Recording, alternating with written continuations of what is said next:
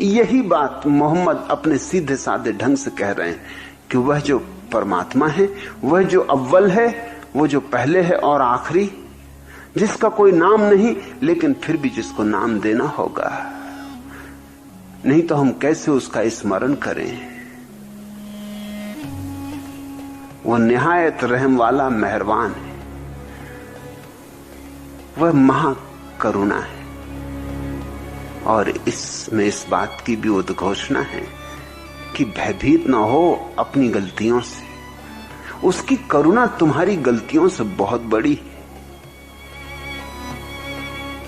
डरो ना अपने पापों से, नाहक के पश्चाताप में मत पड़ो। तुम आदमी हो, भूल चूक स्वाभाविक है, लेकिन भूल चूक को तूल मत दो, तिल का ताड़ ना बनाओ। अक्सर तथाकथित धार्मिक व्यक्ति तिल के ताड़ बना लेते, छोटी सी भूल को भी बहुत गुब्बारे की तरह फुलाते चले जाते, छोटी सी भूल को भी बड़ा करके दिखाने लगते।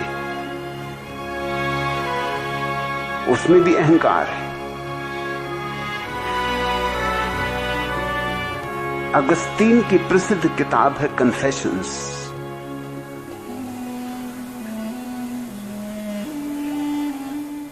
अपने पापों का प्रायश्चित है। अगस्तीन की इस किताब के बाद एक सिलसिला शुरू हुआ कि लोगों ने अपने पापों के प्रायश्चित लिखने शुरू कर दिए। टॉलस्टॉय ने लिखे, महात्मा गांधी ने लिखे, और मेरी प्रतीति है कि इन सब ने बहुत बढ़ा चढ़ा के लिखे। छोटे छोटे पापों को भी खूब बढ़ा चढ़ा के लिखा। पीछे कारण है।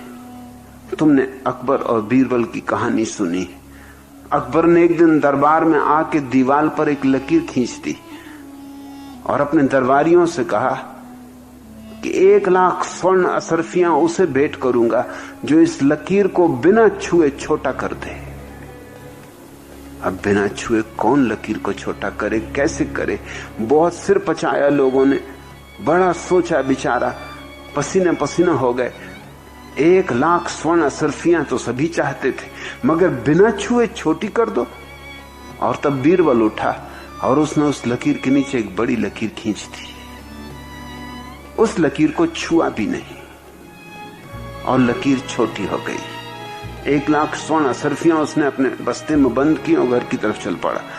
उसने धन्यवाद भी नहीं दिया अकबर को, धन्यवाद देने की जरूरत भी नहीं थी। उसने काम करके दिखा दिया था, लकीर को छुआ नहीं और छोटा कर दिया। यही राज है इन तथाकथित प्रायश्चित के नाम पर बड़ा चढ़ाकर लिखे गए पापों में। पहले पाप को बड़ा करके दिखाओ तो फिर तुम्हारा पुण्य भी उसी अनुपात में बड़ा हो जाता है। फिर पुण्य की लकीर खींचो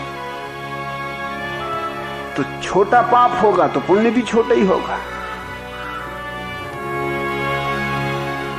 अगर बड़ा पाप होगा तो पुण्य भी बड़ा होगा। इस गणित को समझ लेना। तुमने अगर 2 पैसे की चोरी की और चोरी का त्याग कर दिया तो लोग कहेंगे क्या खाक त्याग किया। अरे 2 पैसे की चोरी की, पहले तो चोरी भी की तो कुछ ढंग की ना की, और त्याग भी दिया तो क्या त्याग दिया? 2 ही पैसे ना। 2 अरब की चोरी करते तो 2 अरब का त्याग होता, फिर त्याग बड़ा होता क्योंकि चोरी बड़ी होती। इसलिए तो जैनों के 24 तीर्थंकर राजपुत्र हैं। कोई गरीब राजपुत्र नहीं हो सका, कोई गरीब तीर्थंकर नहीं हो सका। कैसे हो? क्योंकि त्याग कसौटी है। राजपुत्रों के पास त्यागने को कुछ है, गरीबों के पास त्यागने को क्या है?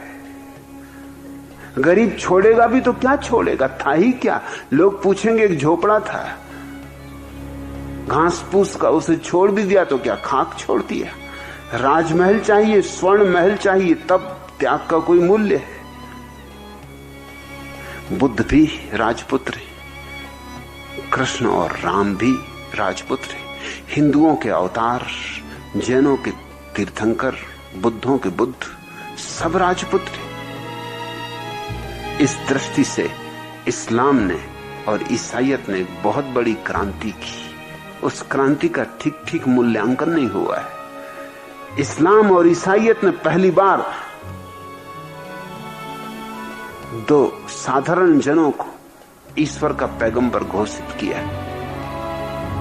जीसस एक बढ़ई के बेटे थे, अत्यंत दीनहीन वर्ग से। मोहम्मद भी गरीब घर से आए थे।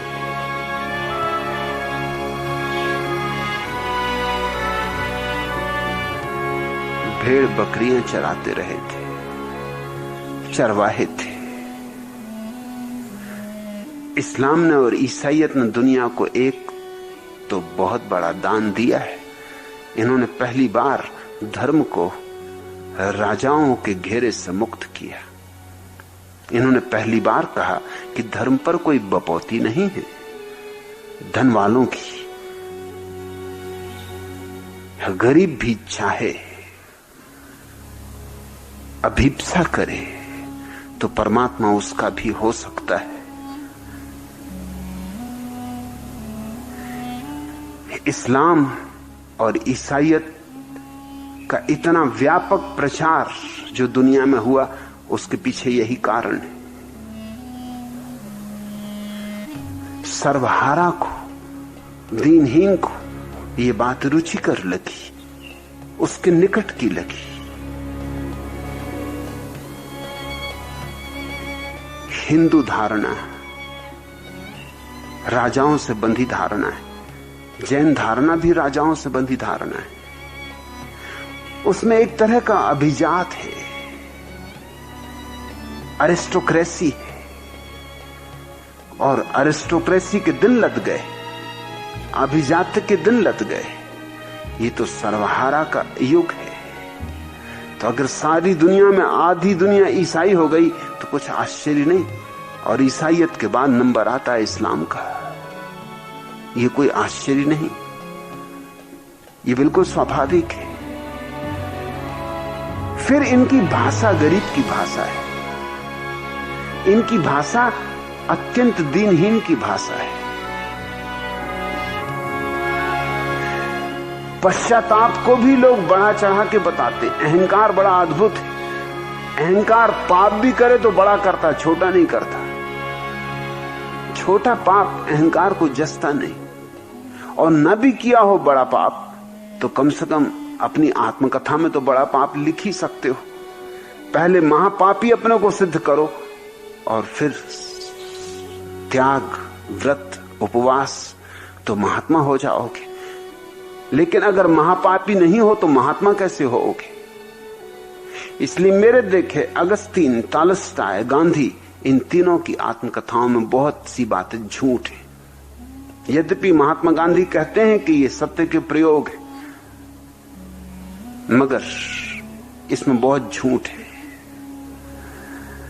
ये पापों को बहुत बढ़ा चढ़ा के लिखा गया है। जिन पापों में कोई मुद्दा नहीं है उनको यूं बढ़ाया है जिसका हिसाब नहीं। उनको इतना बड़ा कर दिया है क्योंकि फिर उन्हीं के अनुपात में पुण्य भी बड़े होंगे। इतने बड़े पाप त्यागे।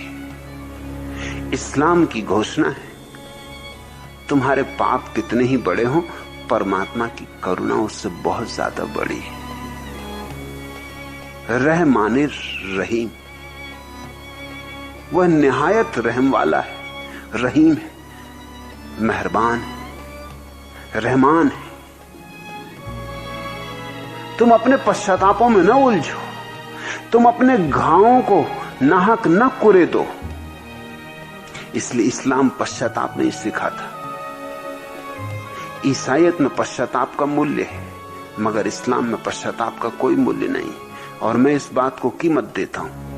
पश्चाताप एक तरह की रुग्ण अवस्था है। ये अपने घावों को कुरेदना है, और जो अपने घावों को कुरेदता रहता है वो घावों को भरने नहीं देता, वो उनको हरे रखता है, लहूलुहान रखता है, फिर कुरेद लेता है। ये एक तरह की रुग्ण दशा है। अपने घाव को भरने दो, क्या पीछे लौट लौट के देखना है। इस्लाम कहता है परमात्मा की करुणा अनंत है, तुम उसकी करुणा का भरोसा करो। लेकिन इस्लाम के कहने का ढंग बहुत सीधा साधा है। ए पैगंबर, लोग तुम्हें खुदा का बेटा कहते हैं और तुमसे हाल खुदा का